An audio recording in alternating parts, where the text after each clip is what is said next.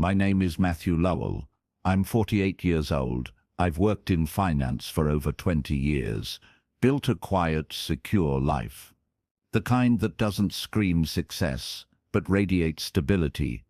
I'm not flashy, I don't brag, and I've always valued peace over power. My wife Elena used to say that's what drew her to me, that I made her feel safe. We'd been married nearly 18 years, and while our love wasn't fireworks and grand gestures, I believed it was built on loyalty and deep respect. At least I thought it was. Things started shifting about a year ago. It wasn't just the late nights or the extra work trips. It was her eyes. They were present, but empty. She started treating me like a guest in my own home. Overly polite, careful with words, but always distant. There was a new password on her phone. Her laptop was never left open anymore, and her schedule suddenly became a mystery. At first I told myself it was stress. Everyone goes through phases. The moment that broke the illusion came on a Sunday afternoon. She was out with her sister, supposedly shopping for her niece's birthday. I walked into our shared office looking for my passport. But what I found instead changed everything. Tucked beneath a stack of papers was a business card. A family law attorney, clean, crisp, and placed too intentionally to be forgotten. It felt like a punch to the gut, but my face didn't flinch. I stared at it, let the silence wrap around me, then slowly slid it into my pocket. I didn't need to ask her anything. I already had my answer. Most men would have stormed out, demanded an explanation, confronted her in a rage. But I'm not most men. I've learned that power lies in knowing things others think you don't. That day, I started building my quiet revenge, not to punish, but to protect myself. I didn't know how deep the betrayal went yet, but I intended to find out, not with anger, with strategy. Because if Elena thought she could outmaneuver me, she didn't know the man she married at all. Looking back, I realized the signs were everywhere, but I was too loyal to see them for what they were. That's the thing about trust. It blinds you in the most dangerous ways. Elena used to involve me in everything, finances, travel plans, even her friendships. But over the last 2 years, she had slowly redrawn the borders of her world, and I wasn't invited inside. At first, I thought she was just becoming more independent. I even encouraged it. I believed space in a marriage was healthy. What I didn't see was that she wasn't creating space. She was building a wall. There were subtle changes in how she treated money. She stopped asking about our joint accounts, stopped caring about the little budgeting rituals we'd always shared. I found a few receipts for high-end clothing brands I knew she never wore around me, things that didn't match the version of herself she'd shown me for nearly 2 decades. I once found a keychain from a resort we'd never visited. When I asked her about it, she laughed it off, said a coworker brought it back as a gift. That explanation didn't sit right with me, but I let it go. I told myself I was being paranoid. Then came the phone calls, whispered conversations she'd walk away for, a hotel reservation confirmation email that popped up on our shared tablet and disappeared within seconds. When I asked her casually about a trip to Chicago she mentioned months ago, she said, "Oh, I cancelled that."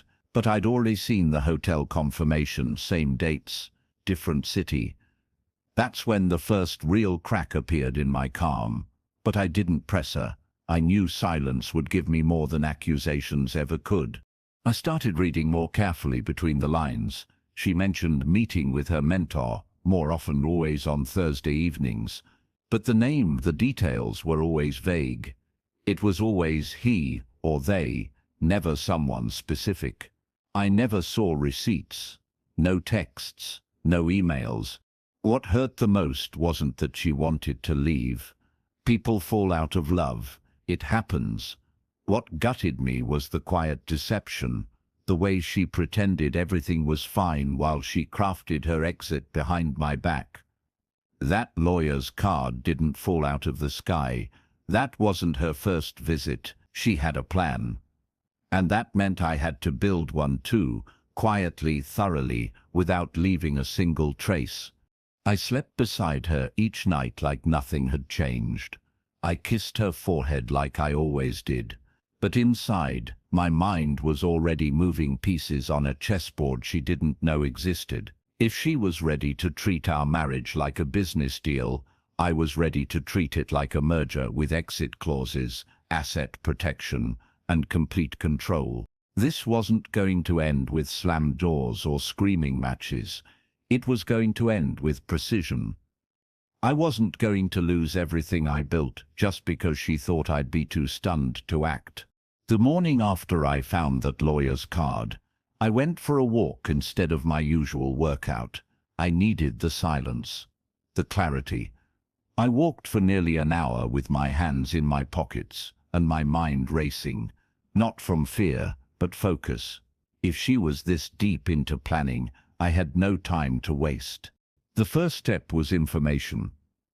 I had access to our joint accounts, yes, but I needed to know if she had opened anything in her name alone. So I pulled her credit report.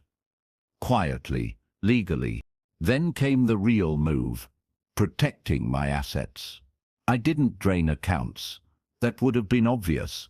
Instead, I began shifting them into instruments she couldn't easily touch. I moved funds into a long-term trust I'd established years ago. Ironically, to protect our shared future, I adjusted beneficiaries, shifted ownership titles on some of my business shares. I even called my attorney under the guise of estate planning and started reviewing what parts of our assets would legally be considered marital versus separate. Everything I did was quiet, documented, untouched by emotion, the way she never expected I would operate. And I started watching her more closely, not through confrontation, but observation. I learned her patterns, the nights she came home late, the passwords she changed, the calls she ignored. It wasn't long before I realized she wasn't working late on Thursdays. She was seeing someone. I didn't need to know who. I just needed to let her think I didn't know, because the moment she believed I was clueless, she underestimated me. And underestimation is a powerful weapon, if you know how to use it.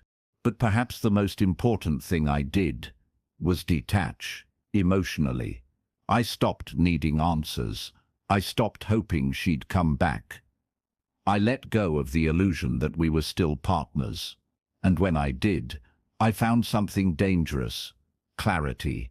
I saw her not as my wife, but as someone playing a game I never agreed to, but one I now fully intended to win. She had already decided to betray the marriage. I was simply deciding how to exit the battlefield without losing anything of value.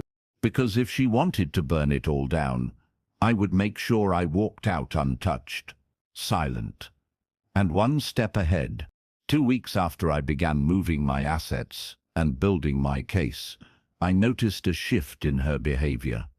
Not toward affection, no, those days were long gone, but toward uncertainty. She became twitchy, paranoid. She started asking me questions she never cared about before. Did you check the mail today? Did you look at any of the bank statements? Have you talked to your lawyer friend lately? I answered everything with the same measured calm I'd always had. If she was fishing for signs that I knew, she got nothing. That was the point. What she didn't know was that her questions gave her away more than any receipt ever could.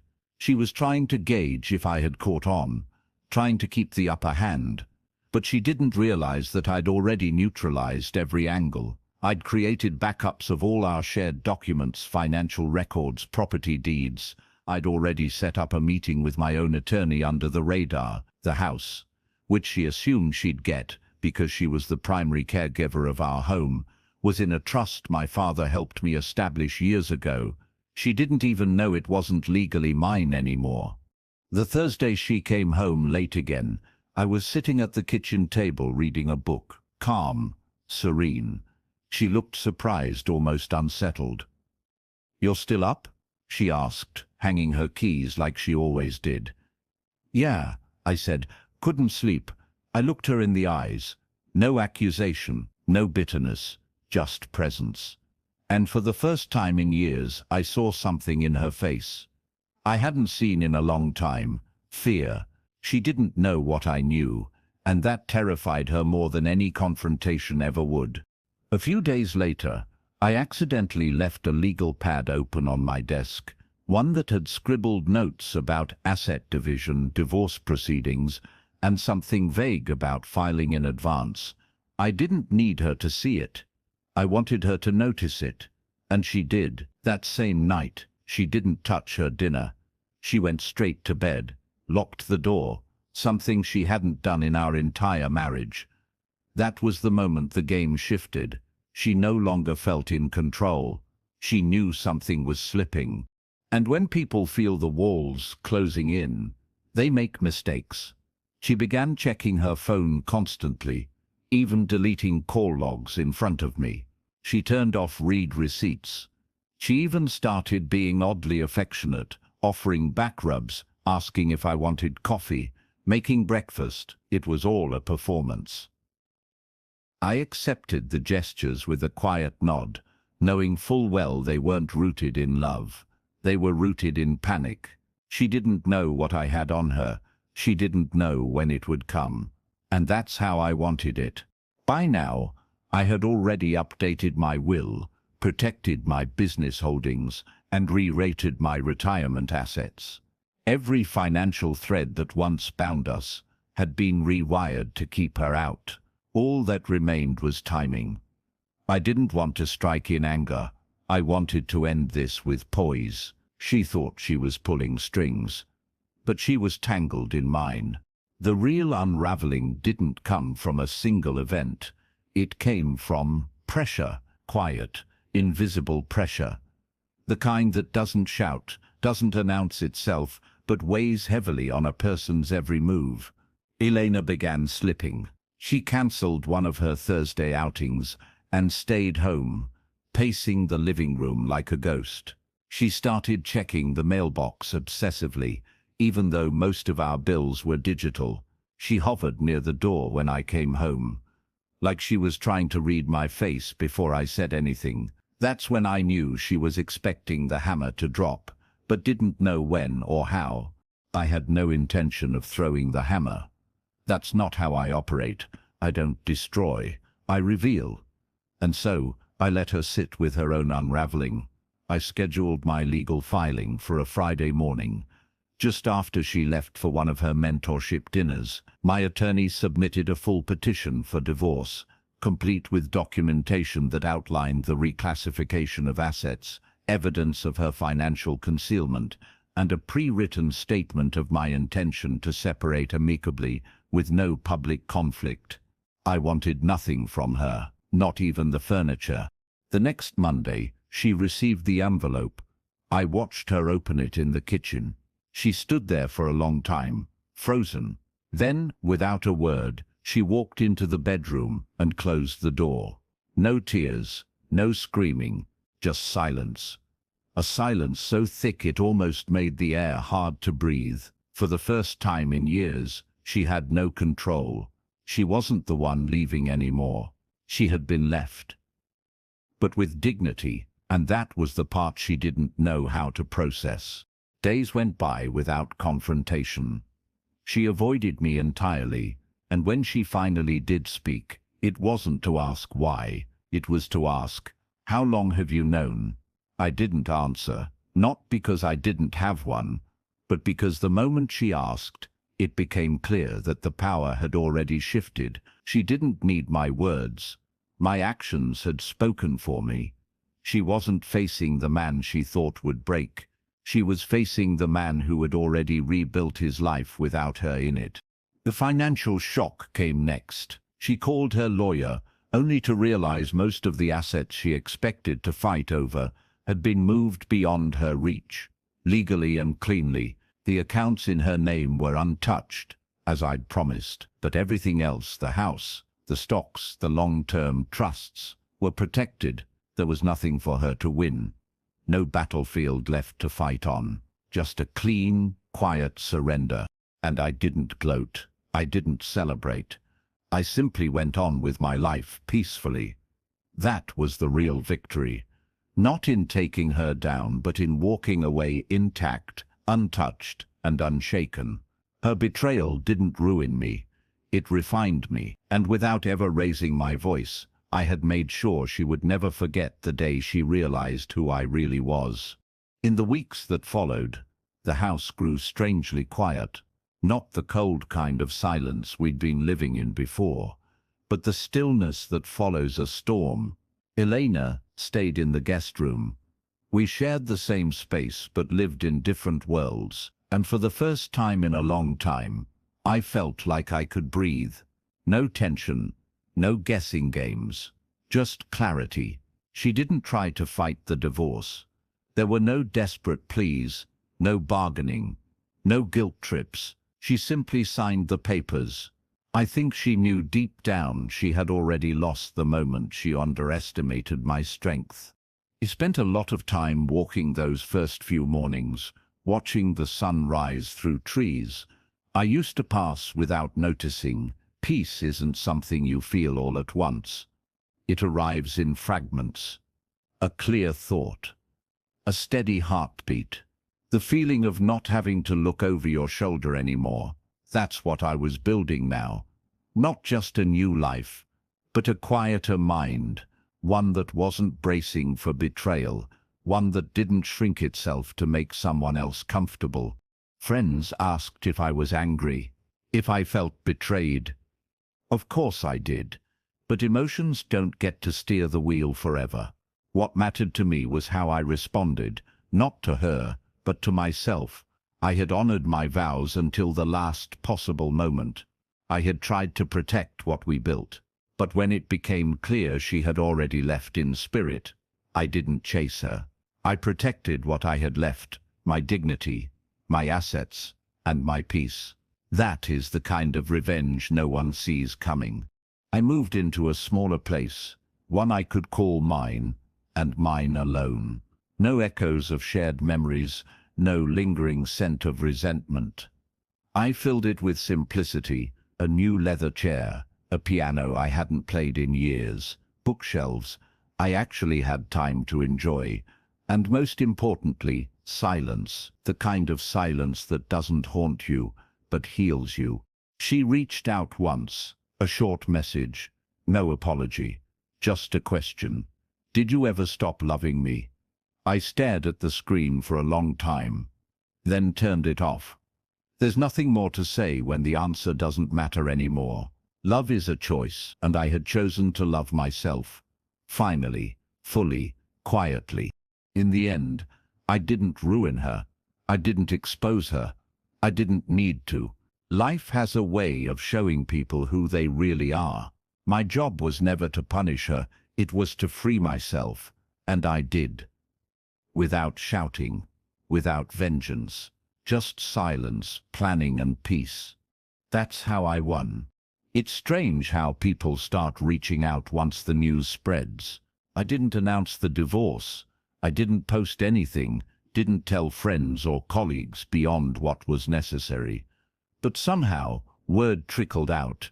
A former colleague of Elena's called to check in. A distant cousin of hers sent a vague message, clearly fishing for gossip.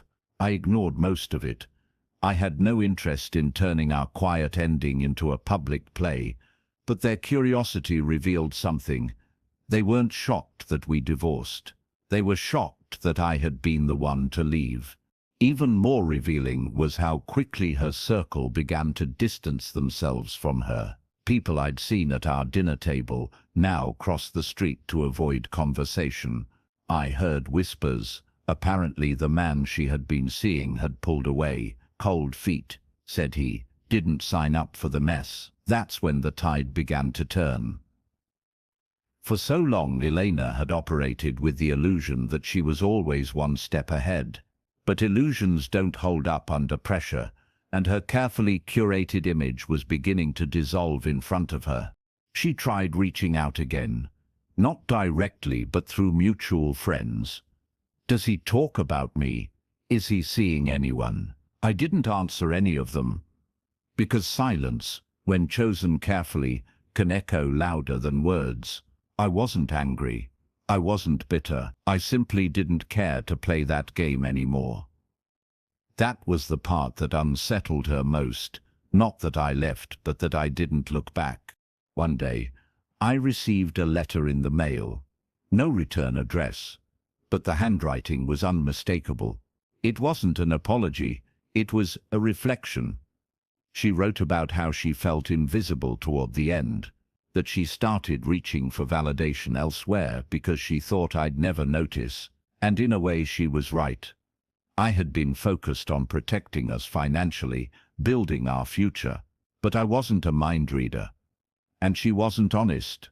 I read it once, then filed it away without response. I wasn't holding on to bitterness. I just had no desire to reopen a door I had peacefully closed. I'd spent too many years being emotionally responsible for both of us. Now I was learning what it meant to carry only my own weight, and it was lighter than I remembered. The real victory wasn't the money. It wasn't the legal protection. It was walking through the fire and realizing I hadn't just survived, I had been refined by it. The first real morning I woke up in my new place, I stood by the window with a cup of black coffee and no plans, no battles to fight, no lies to decode, just space. I'd rented a modest loft overlooking a quiet park. It wasn't flashy, but it was mine, and more importantly, it didn't carry the ghosts of forced smiles and silent dinners.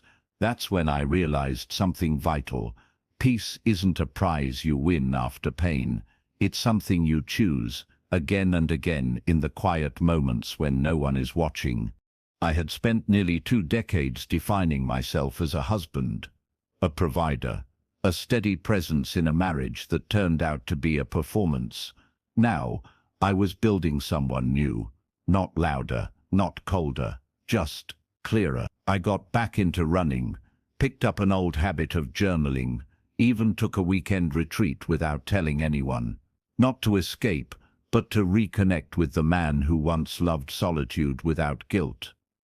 It wasn't about starting over. It was about meeting myself for the first time in a long time. Professionally, nothing had changed, at least not outwardly. But internally, everything had. I no longer worked to prove anything. I didn't chase validation from clients or peers. I simply operated with calm precision, knowing that my value had never been about accolades or approval. It was always about integrity. And when you live from that place, everything aligns differently. People notice, but more importantly, you notice yourself in a way that feels whole. I crossed paths with an old friend from college at a networking event. We caught up, laughed about the past, and eventually she asked gently how I was doing. I gave her the truth. I lost a marriage, but I found my peace. She smiled in a way only someone who survived something can, and said, "Then you didn't lose anything." That moment stayed with me. Because she was right. I hadn't lost. I had been redirected. There were still nights that felt heavy. Memories don't disappear just because you've healed. But I never lingered in the ache. I let it pass through like weather, acknowledged, but not permanent. I didn't hate Elena. I didn't wish her harm. I just knew that the version of me she once counted on to stay silent no longer existed.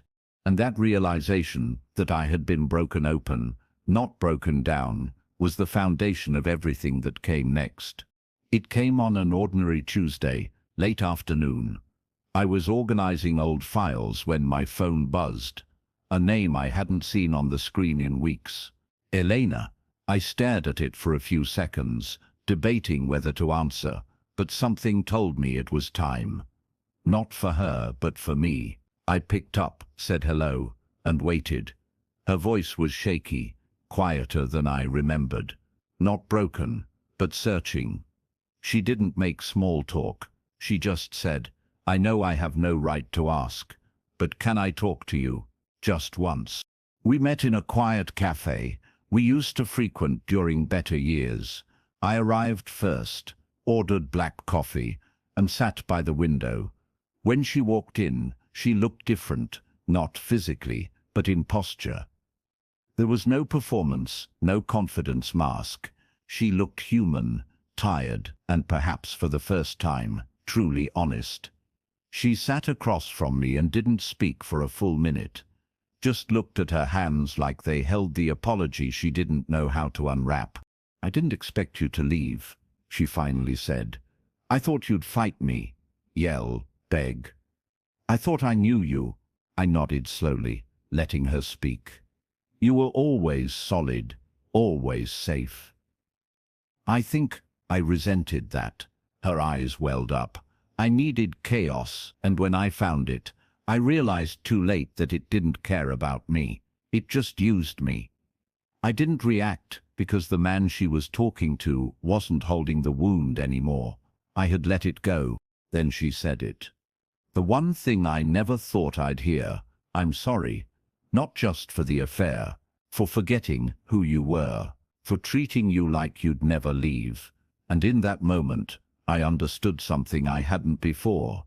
Forgiveness isn't about letting someone off the hook. It's about freeing yourself from carrying the hook at all. I looked her in the eyes and said, "I forgive you." It didn't hurt to say. It didn't feel weak. It felt done. She cried silently, nodded, and didn't ask for anything more. No reconciliation. No second chance. Just that moment of truth. And we both understood it would be the last chapter we shared in person. As she walked away, I didn't feel regret or longing. I felt clarity that even in betrayal, people are not all villain. Sometimes they're just lost. And sometimes healing means letting them go with grace, not rage. She thought she'd broken me. But I had built something stronger in the ruins, myself. The weeks after our final conversation passed quietly, like the steady turning of pages in a well-written book. There was no drama, no unexpected twists, just peace. A kind of peace that doesn't come from silence, but from resolution. I didn't replay her words. I didn't question what might have been. I had walked through the fire and emerged whole. The ashes didn't cling to me. I had forgiven, not to comfort her, but to release myself from the gravity of the past. I began leaning into new rhythms.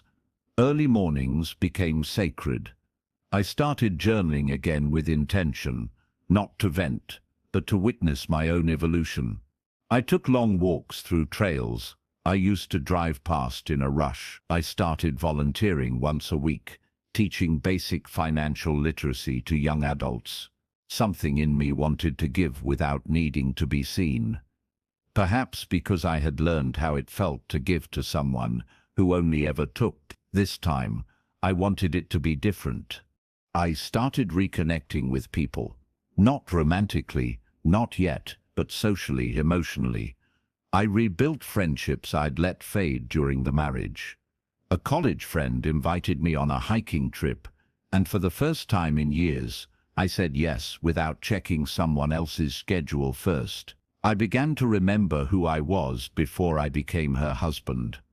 And I liked that man. He was patient, deliberate, thoughtful, not because someone demanded it, but because it was his nature. There were occasional echoes, days when the past brushed against me unexpectedly, a song in a cafe, a familiar perfume on someone's scarf, a memory sparked by an old photo. But these moments didn't unravel me. They passed through like shadows across light. I had stopped measuring my healing by how little it hurt and started measuring it by how quickly I returned to center. I wasn't looking for closure anymore. I had created it, not in a final conversation or in a perfectly orchestrated plan, but in the quiet choices I made every day to live with grace, even when no one was watching. That was the real revenge, building a life so rich in peace that there was nothing left to avenge. She may have thought I was disposable, predictable, passive, but she never understood the kind of power that lives in restraint. I didn't need to punish her. I just needed to remember who I was without her. And now, It started simply, a shared table at a bookstore cafe, two strangers reaching for the same newspaper. Her name was Claire. She was calm, self-assured, and entirely uninterested in small talk. That was the first thing I noticed about her. She didn't speak to fill silence. She let moments breathe. In a world that often demands performance, that felt like oxygen. We began to cross paths, more often, at the same coffee shop, then the same weekend market.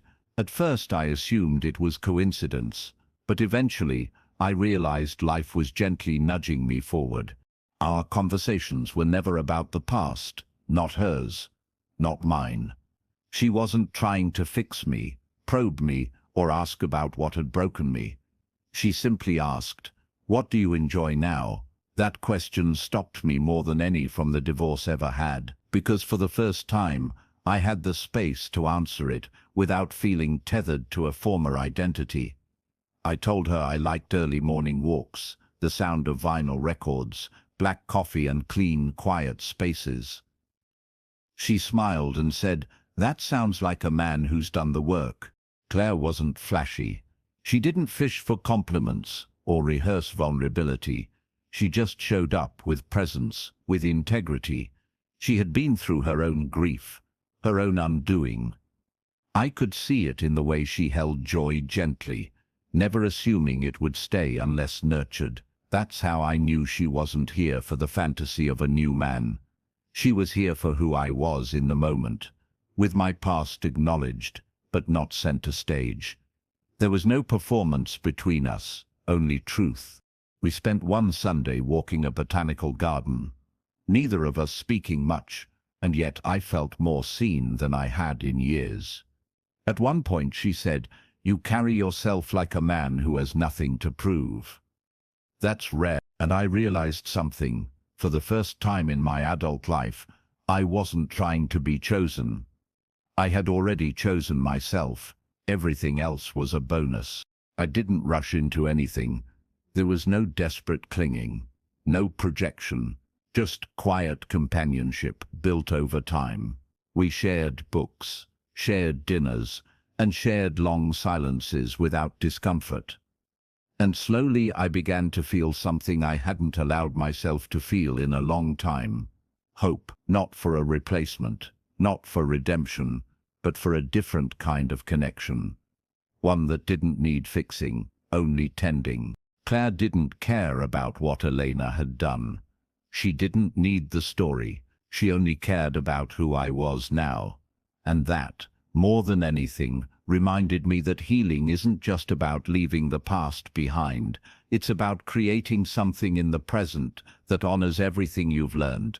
It was a spring afternoon when I saw her again. Not planned, not expected. I was standing in line at a small wine shop. Claire had sent me there to pick up a bottle she liked for our dinner that evening. I was relaxed, dressed in a soft linen shirt, laughing with the cashier about a corkscrew mishap from the week before. Then I felt it, that weightless silence when someone familiar is watching you.